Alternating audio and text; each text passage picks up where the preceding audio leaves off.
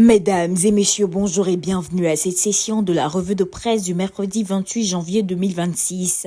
Débutons avec la cérémonie de présentation de vœux du corps diplomatique au président de la République. Et selon le rassemblement, le corps diplomatique réaffirme son soutien à la Côte d'Ivoire pour une croissance forte et inclusive. Dans les colonnes du Patriote, le doyen du corps diplomatique salue la maturité démocratique dont a fait preuve le pays lors des derniers scrutins tenus dans un climat apaisé. Et puis la réponse du président de la République est relayée par Fraternité Matin. Notre pays a poursuivi sa marche avec constance et responsabilité.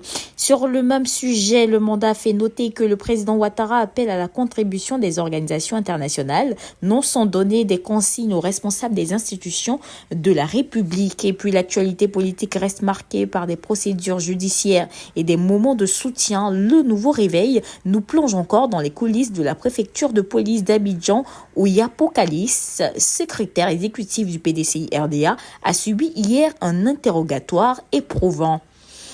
Le Temps rapporte que la jeunesse du PPACI en France se mobilise. Une levée de fonds est lancée pour soutenir les militants en détention, qualifiés de prisonniers d'opinion. Coup de pression au CHU. Lassé par les délais, le ministre de la Santé, Pierre Damba, tape du poing sur la table concernant la rénovation du CHU de Yopougon. L'essor indique que le ministre exige des résultats immédiats pour ce chantier stratégique. C'est la stupeur dans le Lot du Bois. Soir Info relate le meurtre atroce d'un guide religieux à Divo, retrouvé sans vie après avoir été frappé à coups de pilon. Et puis l'information de l'Inter apporte un souffle d'optimisme pour la diaspora. Le gouvernement espagnol lance une vaste opération de régularisation de plus de 500 000 migrants sans papier, une mesure historique pour l'intégration en Europe.